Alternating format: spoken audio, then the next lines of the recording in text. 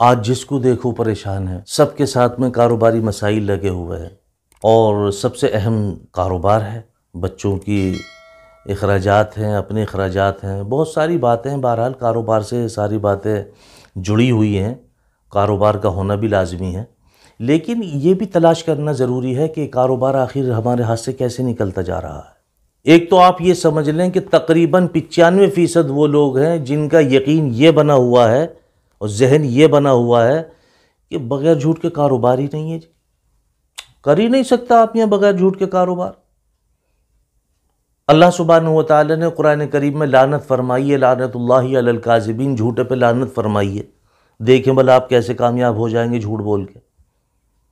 کوئی آدمی جھوٹ بول کے قسم کھا کے اپنا سامان بیچتا ہے کہ یہ میں قسم کھاتا ہوں اور جی یہ سامان اتنے کا میں لایا ہوں، اور ہے اتنے کا، ہے نہیں وہ، اس میں برکت تلاش کر رہے ہو، پھر برکت ہو جائے گی، اس میں برکت نہیں ہو سکتی۔ اور روزی حرام الگ کر لی آپ نے، روزی حرام الگ کر لی۔ ہر آدمی کو دیکھو کسی نہ کسی مسائل میں الجھا ہوا ہے، اپنے اندر تلاش کرو کہ وہ کون سی چیز ہے جو ٹوٹ گئی اور اس کی چبھن بھی ہم محسوس نہیں کرتے۔ بڑے کڑوے سچ ہے، میں راولی روڈ مراد نگر ضلع غازی آباد میں رہتا ہوں۔ بہت مہمان آتے ہیں تو اس میں کچھ مہمان ایسے ہوتے ہیں کہ یہاں پھل والے ہیں، ٹھیلے لگے ہوئے پھل کے، ان کے پاس جاتے ہیں تو پھل والے پوچھ لیتے ہیں جی آپ حضرت کے یہاں جا رہے ہیں؟ جی جی حضرت، بس آپ بیٹھے کھڑے رہو، بس آپ بے فکر رہو۔ وہ فروٹ والا ان کو ایسا بے فکر کرتا ہے کہ سارے اگر 2 کلو سامان لیا تو 2-4 ضرور سڑے ہوئے ملیں گے۔ یہ تو ایمان ہے مسلمان کا۔ اور کہتے ہو یہ کہ برکت نہیں ہو رہی، ایسے برکت ہوگی؟ منہ مانگے پیسے لے رہے ہو اور سودا بھی اپنی مرضی کا دے رہے ہو۔ افسوس کی بات ہے، سوچنا چاہیے۔ ایک پردیسی ہے، وہ آیا ہے، آپ سے بتا رہا جی مجھے ہدیہ لے کے جانا حضرت کے یہاں۔ اگر اس نے سنترے لیے ہیں تو 2-1 سڑے ہوئے ضرور ملیں گے، کیلے لیے ہیں تو 2-4 سڑے ہوئے ضرور ملیں گے، سیب لیا ہے تو 2-4 خراب ضرور ملیں گے۔ یہ تو یہاں کی بات ہے۔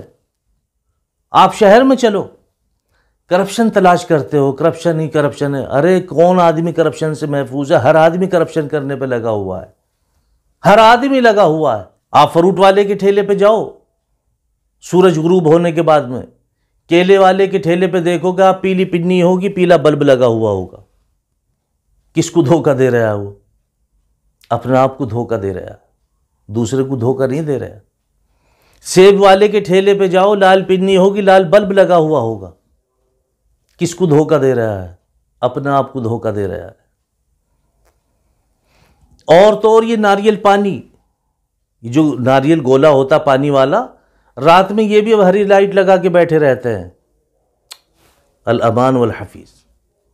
ارے بھائی کیوں ایسا ظلم کر رہے ہو اپنے اوپر؟ دوسرے کے اوپر ظلم نہیں کر رہے، آپ اپنے اوپر ظلم کر رہے ہو، حلال کمائی کو حرام کر رہے ہو۔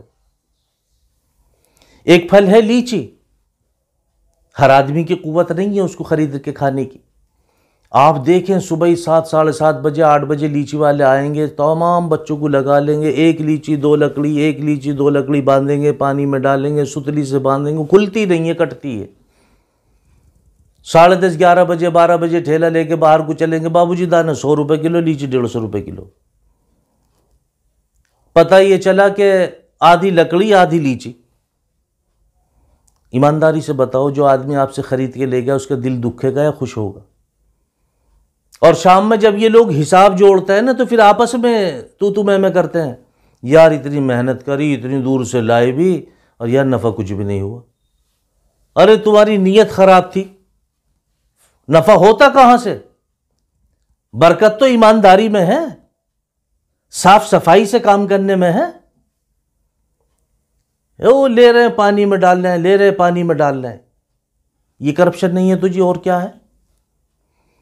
کسی بھی فروٹ کو خرید لو، آپ جو اٹھاؤ گے اپنے ہاتھ سے رکھو گے وہ اتارتا رہے گا، تم ڈالتے رہنا، اور موقع لگے گا وہ تھیلا ہی بدل دے گا، موقع لگے گا تو وہ تھیلا ہی بدل دے گا۔ گھر جا کے دیکھے گا، ایمانداری سے بتاؤ دل دکھے گا اس کا یا خوش ہوگا؟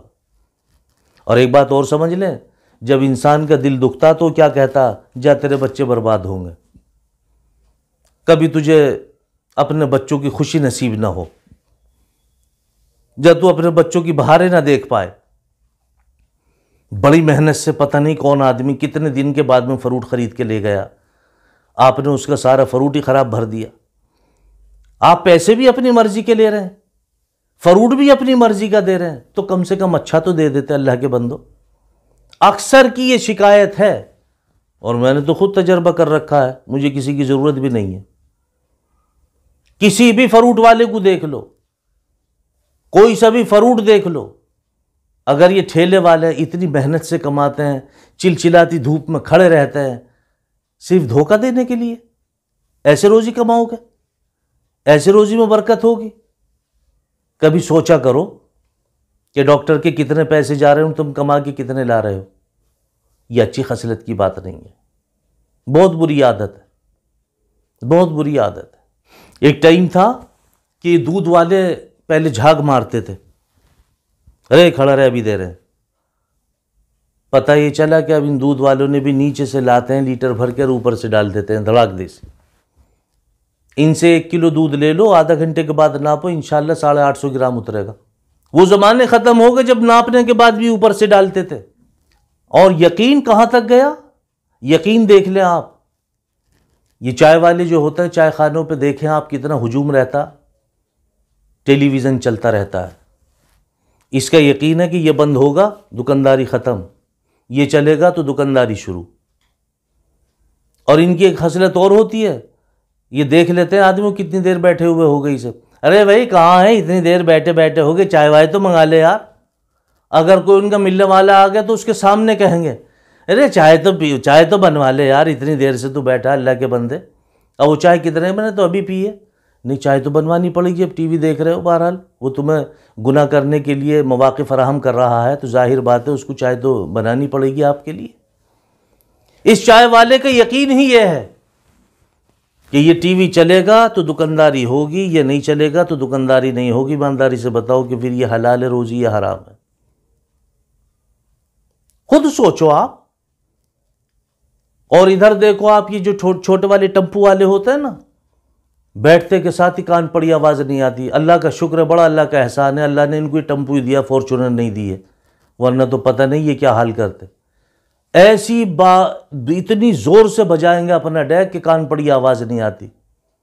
دل کا مریض ہو تو اس کو تکلیف ہونے لگتی ہے، اور ان سے کہو تو کیا کہتے ہیں، اصل میں یہ بچتا تو سواری بیٹھتی ہے، نہیں سواری بیٹھتی نہیں ہے، آپ کو پتہ نہیں ہے۔ یہ روزی حرام ہے یا حلال ہے؟ برکتیں ہوں گی اس روزی میں؟ ارے بھائی کوئی بھی کم نہیں ہے، اپنی کرنی میں کوئی کسر نہیں چھوڑ رہا، بس آپ یہ سمجھ لیں۔ آپ دیکھیں یہ شلجم پالک والے، ان کا ٹھیلا کسی قریشی کی دکان کے سامنے کھڑا ہوا ملے گا، اور نالی کے برابر میں ٹھیلا کھڑا کرتے ہیں، اور اس چکر میں رہتے ہیں پورے علاقے کا پانی اس ٹھیلے پہ پلٹ دیں۔ اجی ابا 2 کلو شلجم 60 روپے کلو ہیں، 120 روپے کے 2 کلو شلجم پانی میں ڈوبے ہوئے۔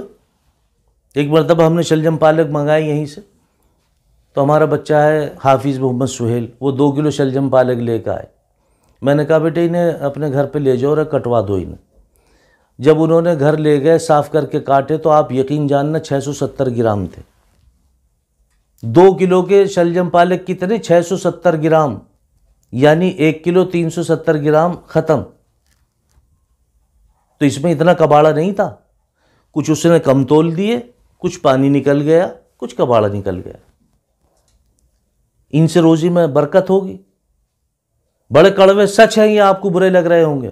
پہلے گوشت والے بڑے فراخ دل ہوا کرتے تھے، ایسے کانٹے ہوا کرتے تھے، 1 کلو میں 1 کلو 100 گرام 150 گرام 1.25 کلو تک کر دیا کرتے تھے۔ لو بھائی آج دیکھو جب سے ڈیجیٹل کانٹے چلے نا، 2 ہڈی پہلی چرا کے اندر رکھ دیتا وہ۔ اس کے دل سے پوچھو جس نے 8 دن میں آدھا کلو گوشت خریدا ہے، 125 روپے کا گوشت لیا، 10-20-50 روپے اوپر سے لگائے گا، اور جب اس کی پلیٹ میں یہ ہڈیاں آئیں گی تو اس کے دل سے دعا نکلے گی یا بد دعا نکلے گی؟ اپنے گھر میں جھگڑا الگ کر لیتا وہ اپنے بیوی بچوں سے، کون لایا تھا، کس کے ہاں سے آیا تھا، کس نے منگایا تھا۔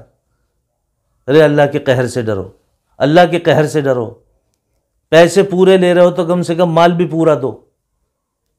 آپ دودھ والے ہوں یا سبزی والے ہوں یا فروٹ والے ہوں، خدا کو جان دینی ہے، آپ کو حساب دینا پڑے گا آپ کو۔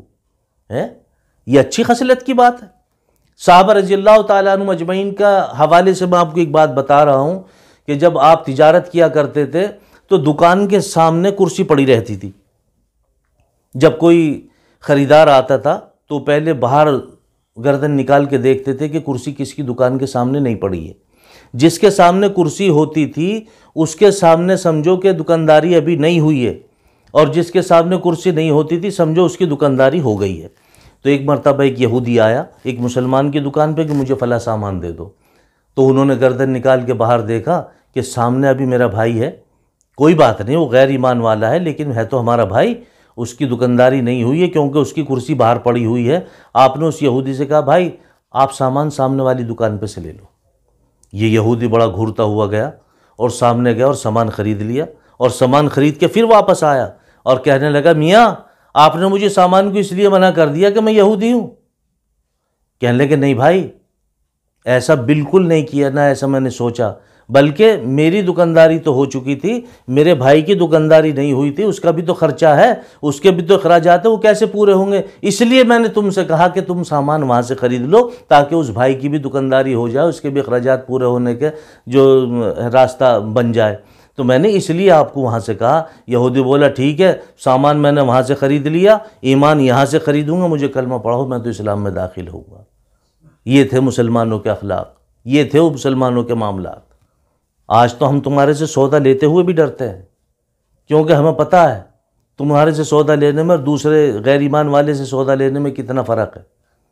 یہ بڑی کڑوی سچی باتیں ہیں جو آپ کو بری لگ رہی ہوں گی، لیکن اپنے اندر جھانکو، تلاش کرو وہ کمیاں کون سی ہیں، ان کو کیسے دور کیا جائے. اللہ ہم سب کی حفاظت فرمائے، اللہ ہم سب کی حفاظت فرمائے.